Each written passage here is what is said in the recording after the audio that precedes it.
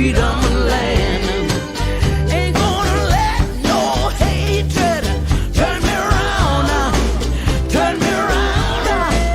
Turn me around. Ain't gonna let no hatred turn me around. Gonna keep on walking, keep on talking, marching up to freedom.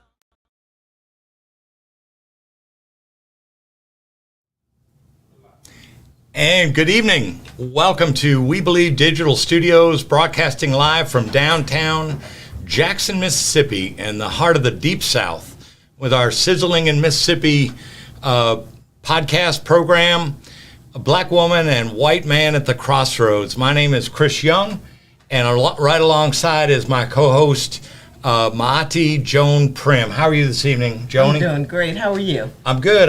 If I could just get these glasses from stop fogging up. Oh, okay. Yeah. It's a little warm in here. It is a little warm, but yes. we just got a little AC going. Yeah. So, It'll catch on. what are we now? Episode 6? Yes. Episode 6.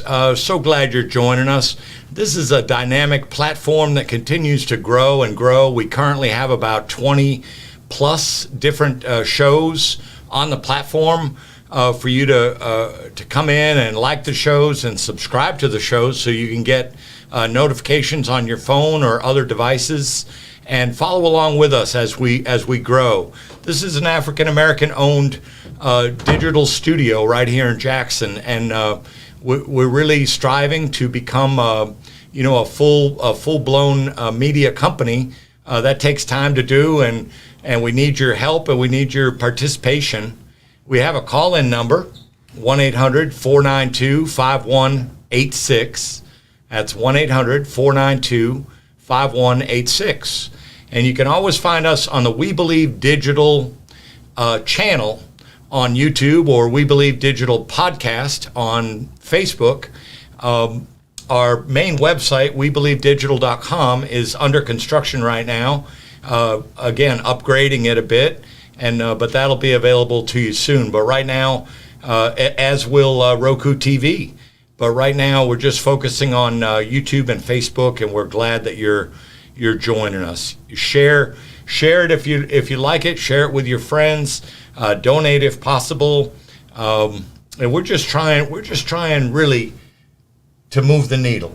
We're trying to do something in this state of Mississippi where there's a clinging to the past, and a clinging to the past really is an extra layer of support for white supremacy.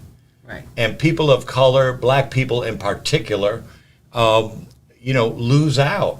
And nearly 40%, we believe higher than that, but right. But the census tells us 38% from the 2020 census, African Americans in Mississippi, and it is rough going. Not to say that some black people aren't thriving, in Mississippi, because of course they are, but lots and lots of people are not. And so we're trying to move the needle for equity and fairness, equality in this state, and get people to see one another as brothers and sisters instead of us versus them and all that. So that's what this show is all about.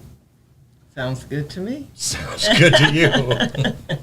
Yes. We have some big news coming out today with the prisoner swap. Yes. Brittany Griner has left Russia, and she is now headed back to America.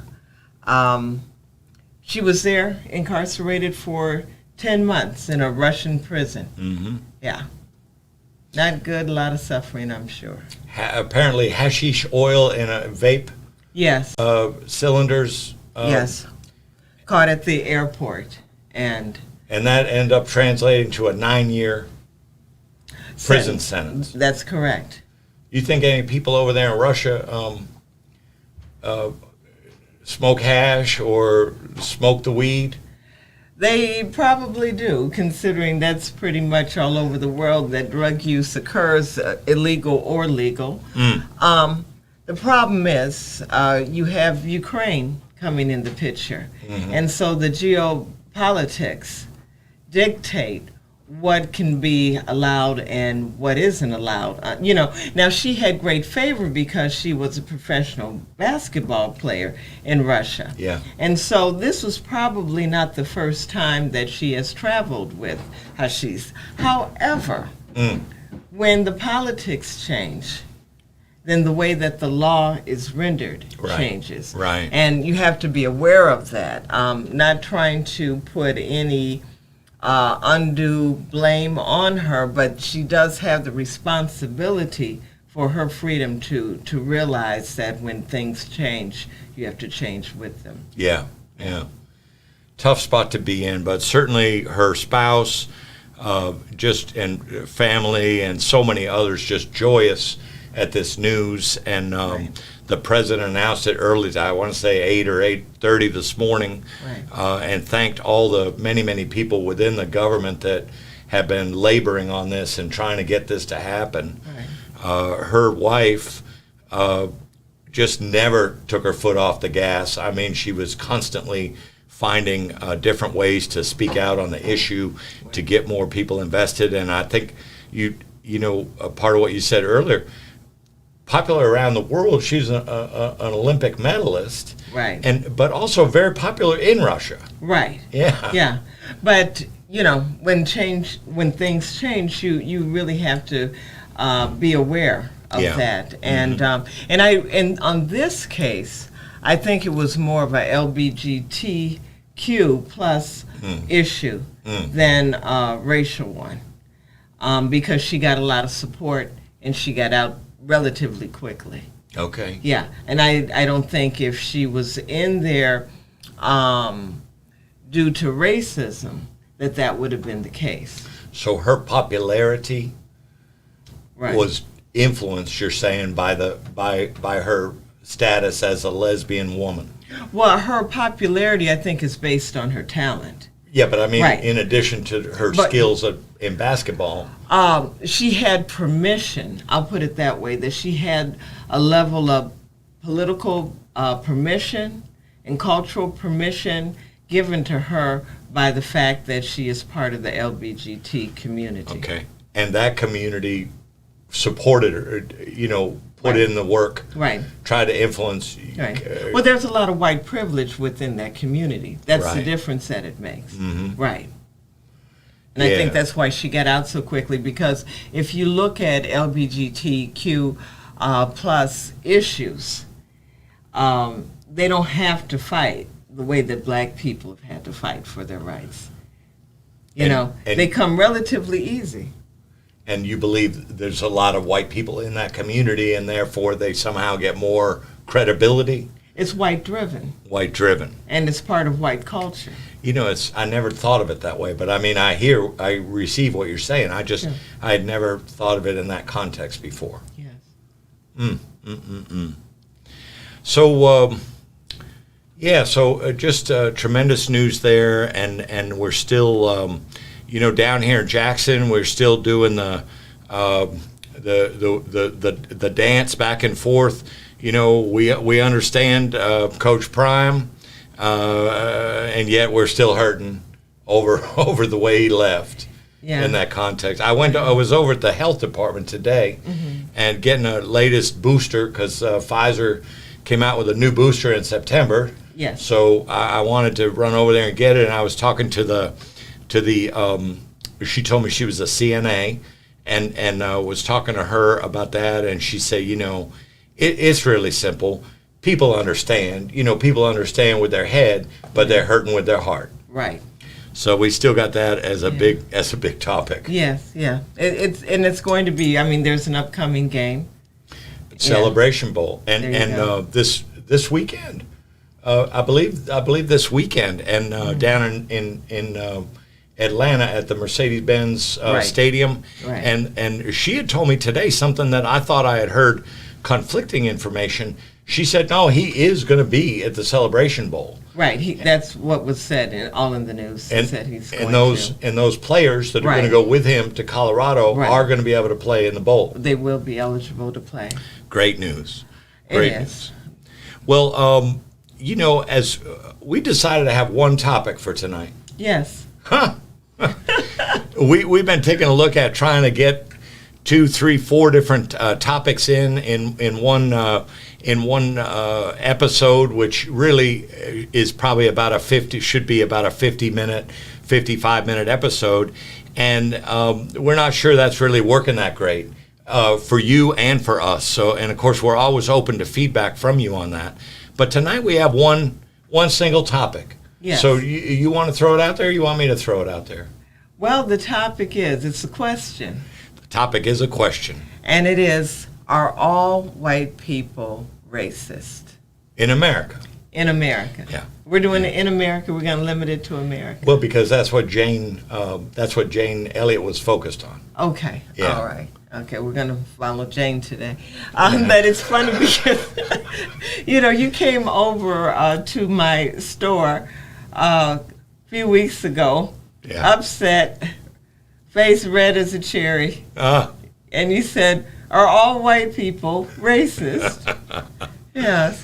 Yeah, and so and we've had some unique discussion. That's one of the things about you. I guess the two of us are just approachable or something. There's something about us we're able to talk about all sorts of stuff that I don't know. Maybe not everybody's talking about. That's true. It works. It works so well for this show. At least it sure seems to work. Right. Yes, it did. So because when you came over, I was like, okay, Chris, have a seat. This is a longer explanation. Yeah, but I mean, some of the things that you see and hear, it just, you think to yourself, how can a reasonable human being say or do these things? Right. This is not 1750. Yeah, but even if it was, you know what I'm saying. Yeah. There's codes of decency that regardless of time and age, that one abides by. Yes. When you read the Bible, it doesn't say from 0 BC or AD to 1942 you can act this way, and then after that you get 1943 change up and act another way until 2054. And we're a melting pot nation. No.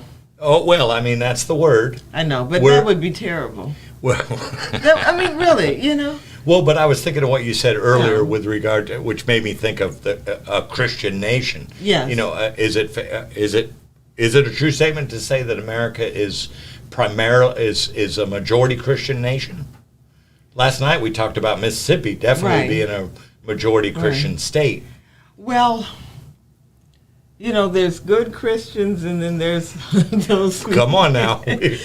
I think in name. In name. But in practice, no. Not so much. No. I think that if we were a Christian nation, we'd have to act differently. There wouldn't be poverty here. There wouldn't be this, and especially in this state. Yes. There wouldn't be poverty because it's not necessary. There wouldn't be starvation anywhere. Every day, averages 40,000 people die from starvation or malnutrition in the world. And it's not necessary because there is enough food that is grown in the world everywhere to, cumulatively and to have access food. So there's no reason for people to starve or be now malnourished. It's a political and a business decision. It's a sad and a cultural decision. Sad commentary. And so if that looks like Christianity to anybody, they need to educate me on that because I don't see that as being Christian. Yeah, me neither. Me neither. That whole partiality thing. Yeah.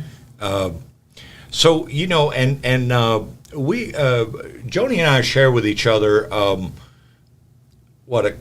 few weeks back or something before we started up the show, we had shared with one another this and we're talking about the blue eye brown eye exercise that Jane Elliott did with her third graders. Yes. 68. Yes. Right after Martin King Luther was assassinated. Mm-hmm. And this amazing woman this amazing woman is 89 years old, and she just released a new video in September. Yes. I want to say it was September 22nd. And we ended up sharing it back and forth with each other, and we're very impressed with it. And I guess we may not have realized it at the time, but that was kind of setting the, casting the die for us to bring this topic up and bring this on the air. And so we tried earlier experimenting with playing the video through our platform, and apparently just getting it straight off YouTube. It's not in the right platform to share the video with you, but and we're not positive we can hold through with the audio, but we're going to give it an attempt to let you hear hopefully what will be a little over 4 minutes of audio from this interview where she responds to the question, are all white people in America racist? So, Dex, you want to give it a try?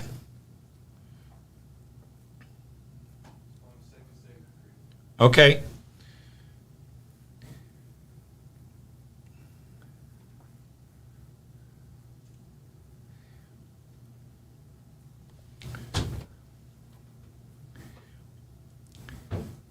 And we're just fiddling around. This is kind of a new adventure here. We haven't exactly tried to do this before, but we're trying to make it happen if we can tonight. Oh, on the second segment. Okay. So so that's going to be probably in the neighborhood of about 5 minutes from now. Okay. But in terms of opening, do you have anything you want to share on, maybe your thoughts, or how when you think of this question and when you saw her doing this video, or I know, I'm sure for you, because I know for me, it's obviously been Yes. on my mind for a long time. Right.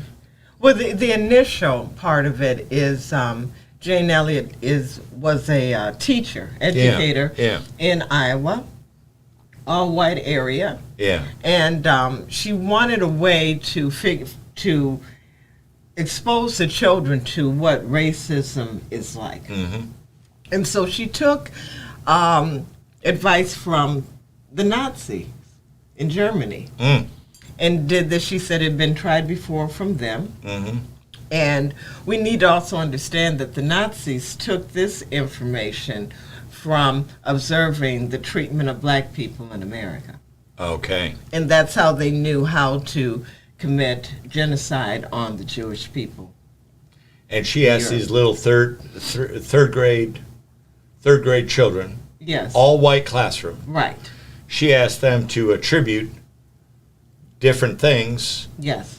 to children that had blue eyes, Yes. and attribute different things to children that had brown eyes. Right. And then she flipped it. And then she flipped it. Right. So one day she would favor the blue-eyed children. The next day she would favor the brown-eyed children. Say things like maybe the brown-eyed children on that day were smarter, Right. or they were cleaner, Right. or they did their homework better. Right. And they got extra privileges. Extra Yeah. privileges. And Yeah. then the next day swap it. Right. Say, Right. oh, no, that's not true. It's actually the blue eye, and back Right, and forth. right. And so she tested them each day. So when the children were favored, they scored higher on their exams. Yeah. Yeah, really, really interesting. So, Yeah. in any event, she did this video recently. We're going to try and bring you some audio of that right when we get back from the break. We are right up at the end of the first 20-minute segment now. So again, we thank you for joining us, and we're going to let this discussion continue. And we're just going to step away for a couple of commercials right now. We'll be right back with you.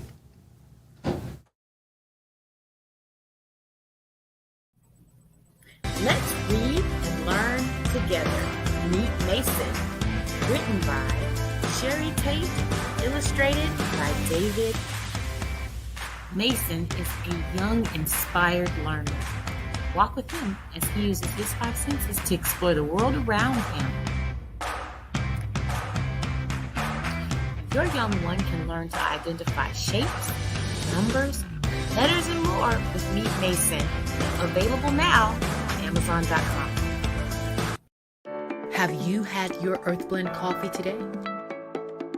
At Earthblend Coffee, we take pride in offering you the very best of beans across the world, blended and roasted to perfection, giving you superior quality and satisfying and flavorful taste. Experience the world in one cup with Earthblend Coffee. To order, visit earthblendcoffee.co now. SocratesGarrettENT.com is a diversified firm specializing in recycled aggregates and crushed concrete. SocratesGarrettENT.com's recycled materials provide the construction industry with significant economic and environmental benefits by recycling clean concrete rubble into M.Dot grade rock materials. Recycled aggregates and crushed concrete can be applied to driveways, road construction, bank protection, parking lots, general bulk fills, and more. For more information, please call 601-896-0084 or visit us online at SocratesGarrettENT.com.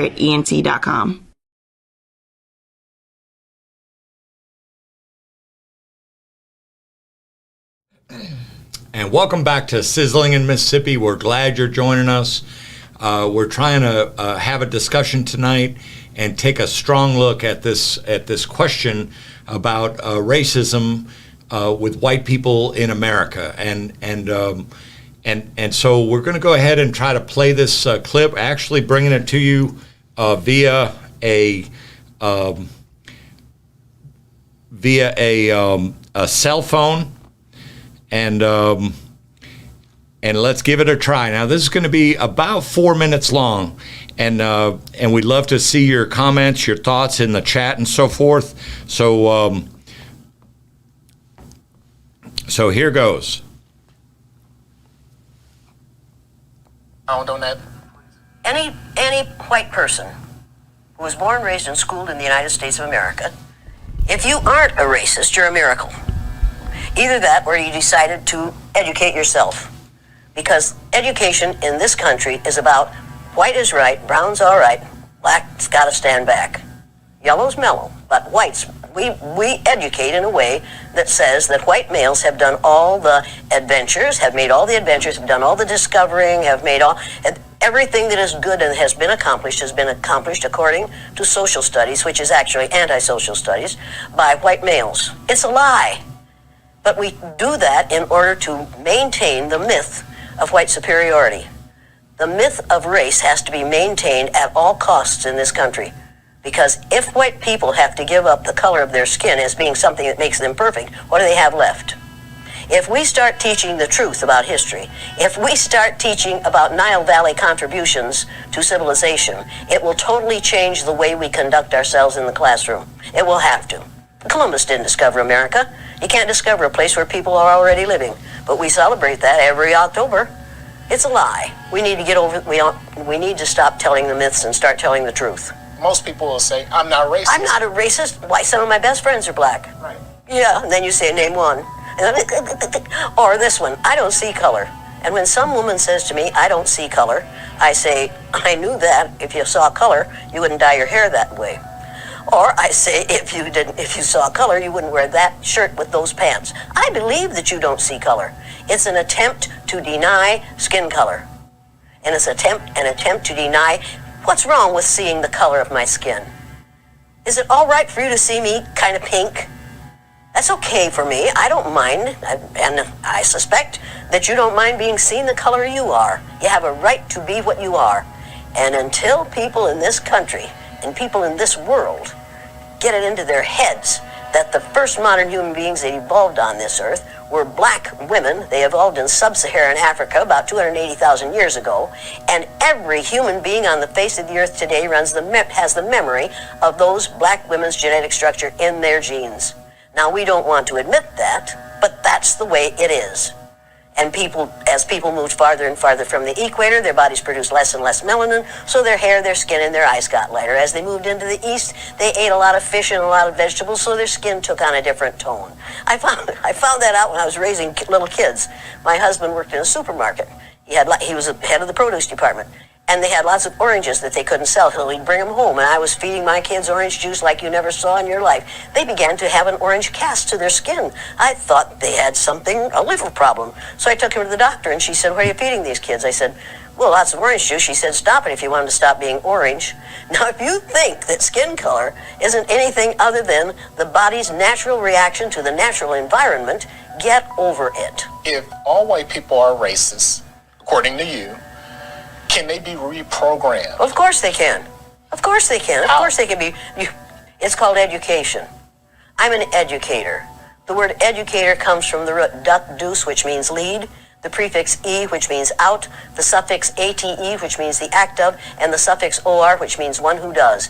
An educator is one who is engaged in the act of leading people out of ignorance. Now, I know you can change them. The second year I did the blue-eyed, brown-eyed exercise in my classroom, it was filmed by the Canadian Broadcasting Corporation. They gave me a copy of that film. I showed it to my father. My father was about 59 years old at the time. He's been a farmer all his life. He raised six kids, lost one, raised six. Watched that film as a 59-year-old man. When it was over, he stood up, and with tears in his eyes, he took his red handkerchief out of the back pocket of his overalls, his bib overalls, and said, "I wish somebody had taught me that when I was 9 years old." Nobody had dare say to me that. Wow. So we're hoping. Obviously, we're trying to bring this audio to you since we couldn't manage to bring the video just now because of the format that it was in.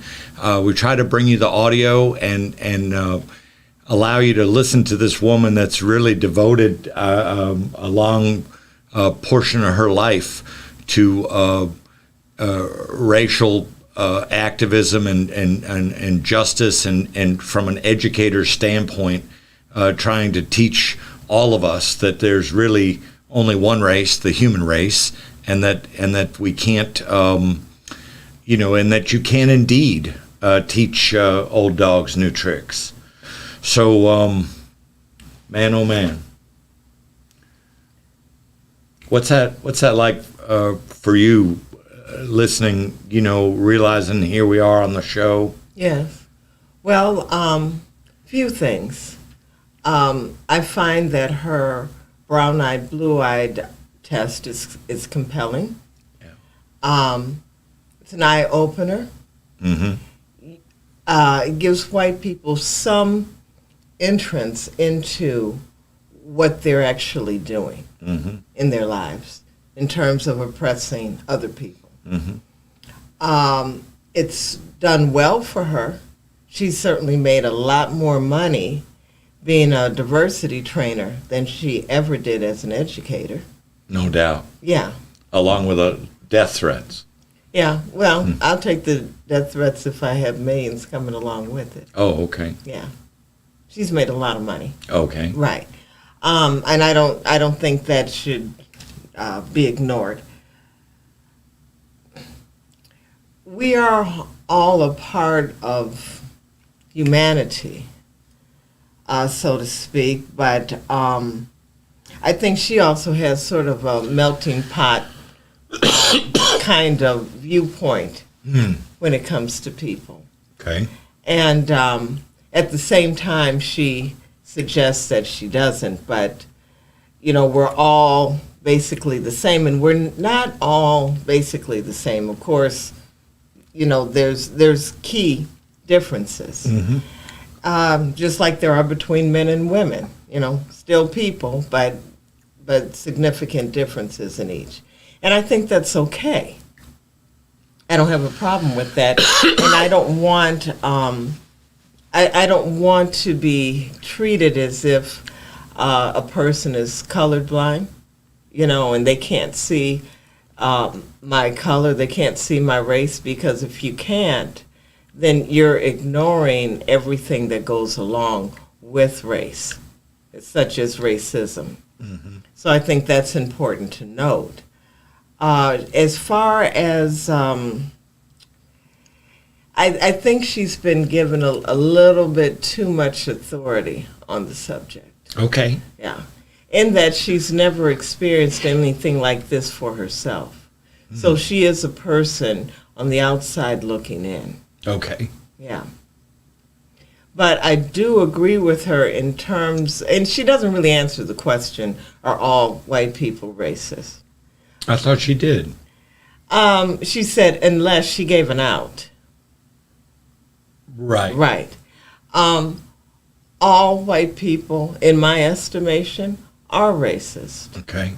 But what is racism versus what is prejudice? Because those are two different things. Okay. Racism is a power system, and it affects all areas of human interaction. Labor, law, politics, economics, sex, entertainment, language, affects all of that. Now, what do I mean by that? Well, when it comes to racism, we all are either maintainers of it or promoters of it. And it's almost an inescapable thing that happens. For black people in America, if we speak English, that's an act of white supremacy. If we don't speak any of our languages at any time in our life, that's an act of white supremacy. If we have not studied who we really are, that's an act of white supremacy. We have to go beyond America as black people to see who we really are. She talks about the first people being African people and being black, and the first person being a black woman. You're right. Right, Deshnet, who's called Lucy, in white circles. So even her name isn't used, her real name. And that's an act of white supremacy. When we pay bills to companies that endanger the earth, and especially in places like Africa where they'll drill for oil, and they do it without consideration of the people there, and they cause birth defects and illnesses, and we buy from that company, that's an act of white supremacy. So all of us contribute to this. All of us are maintaining white supremacy, whether we are conscious of it or not. Okay. And so for every black person who does not budget a percentage of their income to go to either black causes or black businesses, is practicing economic white supremacy and racism.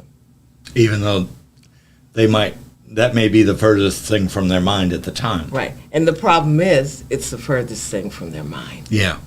Because this is now normal.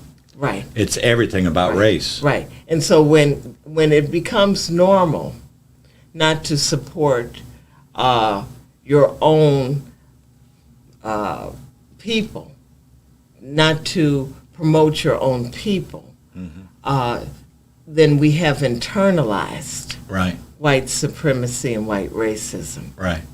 And so we then have to work diligently to excise as much of that white racism and white supremacy as we can possibly muster. Wouldn't it be great if somehow or another that just this show and the discussions that we have can chip away? Right. You know, chip away, be just one of a million different avenues to work on that. Right. That's my hope. I hope so too. And I was thinking back to what you said about the out that she gave, because what she said is that if you're educated in America, I think she might have said born and educated in America, or certainly Yes. educated in America, then and you're a white person, that you're a racist. That's what she. And then she said, well, you know, and that's just the way that is, unless you re-educate yourself, unless you take the time to stop and learn, and that's a tough one right there, because I'm sure many people think that they have and think that they do, and many people it never even raises to the consciousness. Right. Because their normal is their normal, and they don't really care, and it doesn't cross their mind when they say stupid stuff like they just need to raise themselves up by their bootstraps. Right. What bootstraps do we have? Yeah. What is that? Yeah. And so it's totally pointless and keeps us going in the wrong direction. Yeah. Day in and day out. Yeah. I mean, even language. When you look at English is a very, very racist language. The Queen's English. Yeah, which isn't spoken in America anyway. Right. Right. We have our own version. Right, and several versions. And the black version of it is considered low. And it shouldn't be. Black people take English from an African perspective. Mm-hmm. Most black people in America are West African. Mm-hmm. And we have certain grammatical structures that we take and place upon English. Mm-hmm. And that helps us to remember. But everything here is really geared towards the demise of that. Let me ask a question, because one of the things that I think a lot about, have been writing a lot about, have mentioned many times in articles that are published by the Mississippi Link newspaper, has to do with the census in America, and has to do with what people love to call the browning of America. And that now,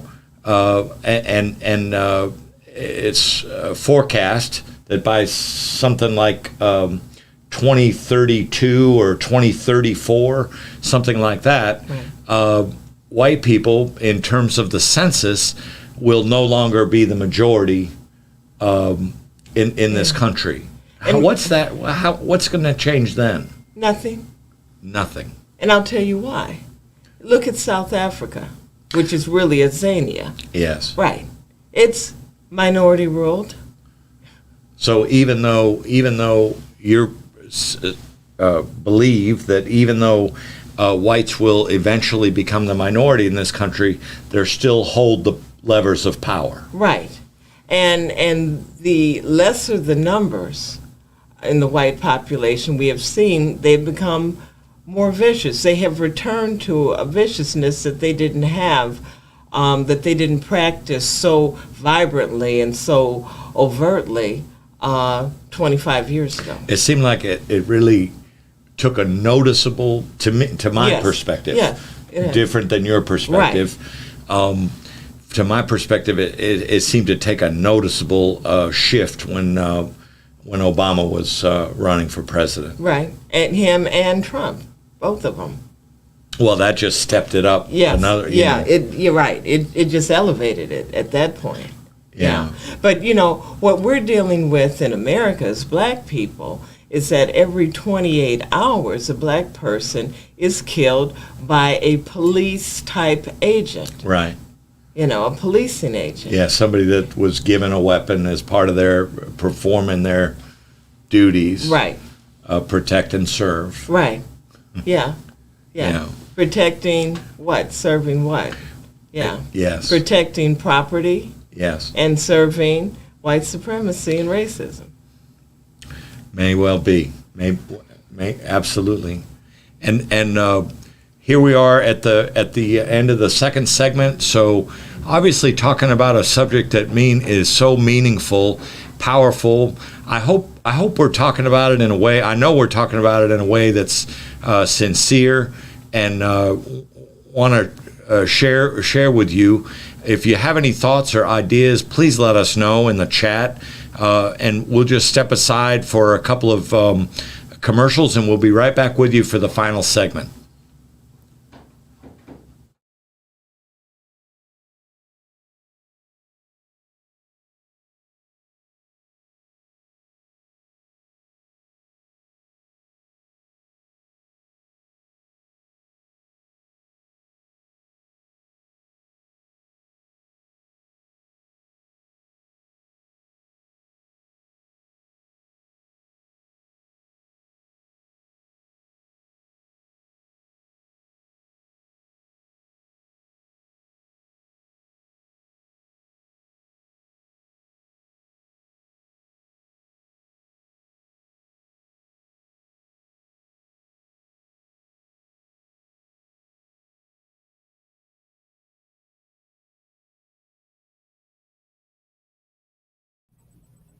Let's read and learn together. Meet Mason. Written by Sherry Tate. Illustrated by David. Mason is a young, inspired learner. Walk with him as he uses his five senses to explore the world around him. Your young one can learn to identify shapes, numbers, letters, and more with Meet Mason. Available now on Amazon.com. Have you had your Earthblend coffee today? At Earthblend Coffee, we take pride in offering you the very best of beans across the world, blended and roasted to perfection, giving you superior quality and satisfying and flavorful taste. Experience the world in one cup with Earthblend Coffee. To order, visit earthblendcoffee.co now. SocratesGarrettENT.com is a diversified firm specializing in recycled aggregates and crushed concrete. SocratesGarrettENT.com's recycled materials provide the construction industry with significant economic and environmental benefits by recycling clean concrete rubble into M.grade rock materials. Recycled aggregates and crushed concrete can be applied to driveways, road construction, bank protection, parking lots, general bulk fills, and more. For more information, please call 601-896-0084 or visit us online at SocratesGarrettENT.com.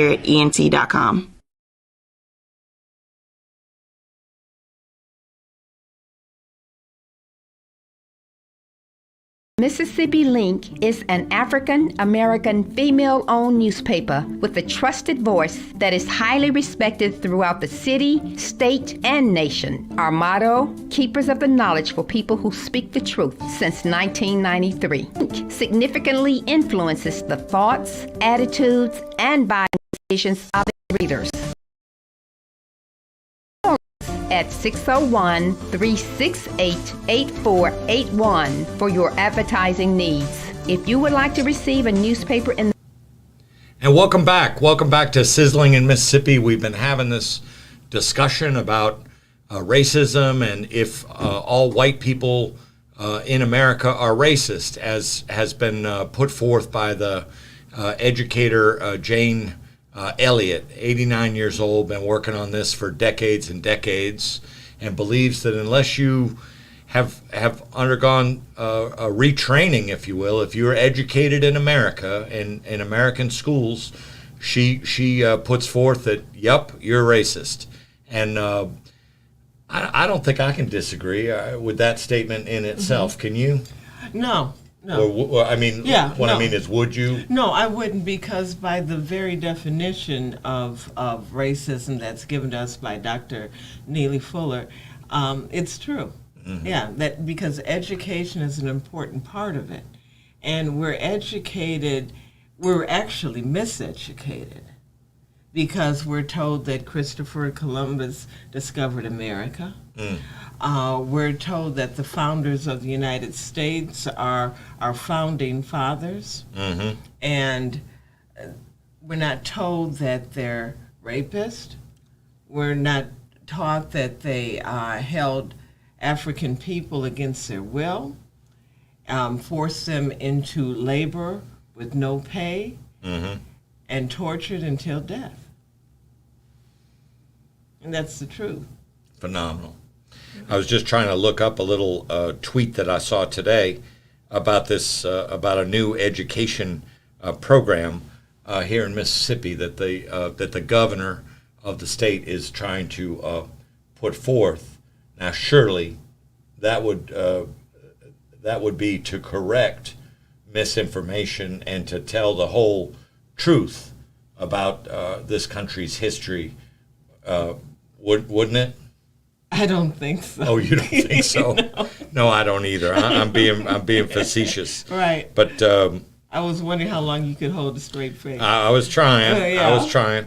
But I just found it. But the so this is called because again, back to Jane Elliott, what she posited was that you can teach an old dog new tricks, and I grew up I was born in Connecticut, but grew up in the White Mountains of New Hampshire.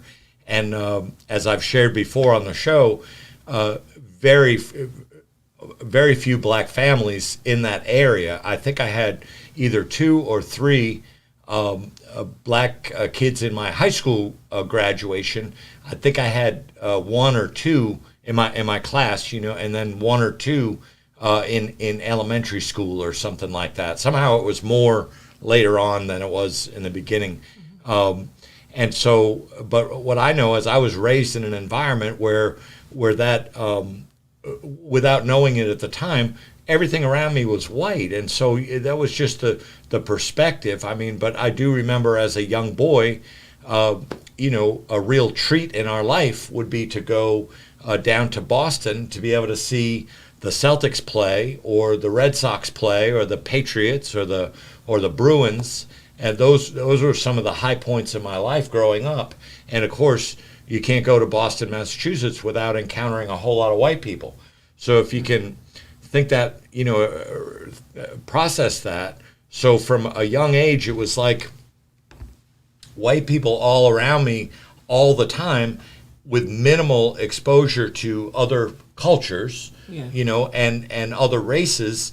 But then at different periods of time, we would go down to Boston or other places where that was not the case at all. And we would get exposed to different things. And so little by little you grow. And then for myself, if you'd asked me, well, hey, Chris, you're a white guy. Do you think you're a racist? My first reaction is, well, no. But then when I really stop and think about the question, I have to say, I feel like without thinking of it in those terms, I probably lived years and years and years, decades of my life, probably being racist without being aware of it. But I think it was really, I had an experience early in my life that planted a seed, but then I think it was really in the military when, I'm serving on Navy ships with guys of all different colors, creeds, and everything else, living 3 feet away from me in a berthing area, 3 high and so forth. When you start to realize, something's going on here, people are people, and started to learn and started to grow. And then, of course, I had the benefit of entering the counseling profession, where you learn so much about other people and other cultures and so forth. And then, I didn't move to Mississippi by accident. I retired as early as I could and moved here to just try to do something about all this. So it's a tough question, but I try to answer that as honestly as I possibly can. So I think the answer is yes, and I'm one of those, like Jane Elliott says, that has, spent time really digging in, and maybe by some standards only hitting the tip of the iceberg. Okay. Maybe by other standards hitting deeper. Mm-hmm. But I know I speak out against racism and oppression, daily. Okay. And I'm comfortable with that. How would you go about answering the question? I would say that due to racism, I'm forced into racism. I'm forced into supporting a system that denies me humanity, the truth of who I am. It denies me the liberation. It denies me going home. Mm-hmm. And home for me is Africa. Mm-hmm. It denies me the pleasure and knowledge of what it feels like to be liberated. And of course, included in the liberation would also include safety, wouldn't it? Right. Well, that's part of it. Yeah. I'm not afforded that. Mm-hmm. Black people in America have to have 2 thoughts. The first thought is an idea that we conjure up for ourselves. Mm-hmm. The second thought is, how do I maintain this idea in the face of what I see every day? Yeah. And other races experience this in America too. Right, they do. And Not other to the cultures extent, and though. other religions. Yes, but not to the nearly. Not nearly to Not the on- extent. yeah. Yeah. You know. We see this in the first thing when I say that, I think Asian people Right. experience oppression, Right. experience prejudice, racism, And experience reparations. and yes, but yet somehow or another, in my mind, it doesn't even. It's not in the same discussion with what black people Right. encounter. Right. It can't be, because there's nothing like this. Yeah. You know, when you take 100 million people to 200 million, so let's just put it right in the middle, 150 million people off of a continent Right. that they've called home, Mm-hmm. and chain them Yeah. to the bottom of ships, Yeah. never to return home. Chain them to permanent servitude. Yeah, but the servitude is so harsh. It's not just servitude. Yeah. It's also torture. Yeah. You know, when you rip babies out of the arms of mothers and you put ropes around the babies and you throw them into waterways to use them as bait for king alligators. Can't even comprehend. Right, yeah, right. When you sell fathers away from their children, never to see them or their wives again. When you can't read a book for generation to generation, you know, to be sold down the river means to come here to Mississippi. And if you've ever been to the Delta, Yes. and the plantations that still remain there, you don't have to question whether the earth is round or not, because the crops grow, and the lines of crops are so long that they go out into a kind of infinity, Yeah. and it shows the roundness of the planet. Yeah. Yeah. The curvature. The curvature. Yeah. Yeah.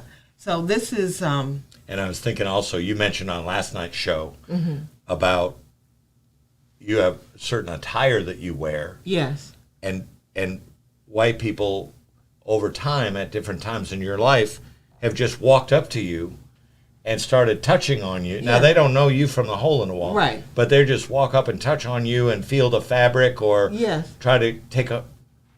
So, what is that? I've That's- never experienced that in my Right. life. Nobody's No. ever walked up to me Right. and grabbed my shirt, or Yeah. Yeah. it's never happened. What to is me. that, silk? Yeah, no, they don't do that to you. That's because you're allowed to be secure in your own person. Well, I'm it's not. more than that.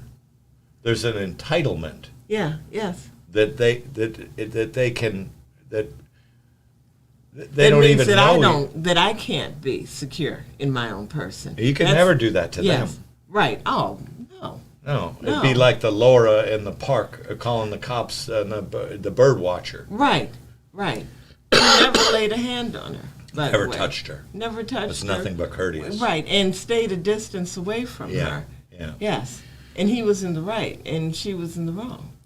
Yeah, but this is what we have to deal with. It's a danger that is a constant companion to black people in this world. Never completely free Right, of that. right. And see, also, I want to say this, is that there's prejudice and there is racism and white supremacy. And prejudice is prejudging a person, making assumptions about a person based on one's own attitudes about race. And sometimes, like I said, when black people are internalizing it, we'll say, well, I was discriminated against because I was black. And I say to them, no, you weren't. You were discriminated against because the person who discriminated against you was a racist. Right. There is no fault in being black. Yes, yes. You've shared that with me before, and it's a stunning. To me, it's a Yes. stunning point. I mean, Yes. it just rings so true, but people don't take it that way. How much baggage do black people take on? How much Yes. baggage do people of color take on because of someone else's racist behavior? And how many smiles have been stolen away? Right. How many good days? How many different opportunities in life have been just stripped away? Right. Because of that. Right. Monty, we're out of time. We had a few comments in the chat, and yet we got going in our discussion. Yes. We're out of time. We've got another show that's following us in just about 5 minutes, so we need to roll out. I got a strong suspicion that, and in some ways, to carry this over to tomorrow night's show at 6 p.m. and maybe ask the question, what can we do today? What can we do today to do everything we can to quell this monster that consumes us all? Yeah. Yes. Yeah. Yes.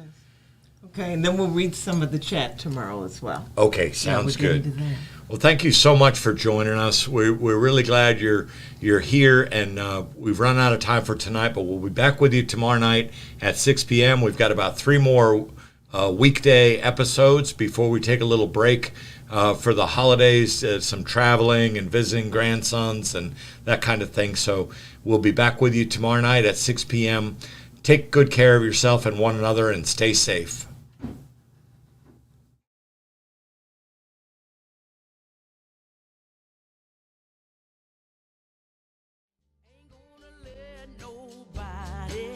Turn me around, turn me around, turn me around. Ain't gonna let nobody turn me around. I'm gonna keep on walking, keep on talking, walking on the freedom land. Ain't gonna let injustice turn me around, turn me around. No, turn me around. Ain't gonna let injustice turn me around. I'm gonna keep on walking, keep on talking, marching up to freedom.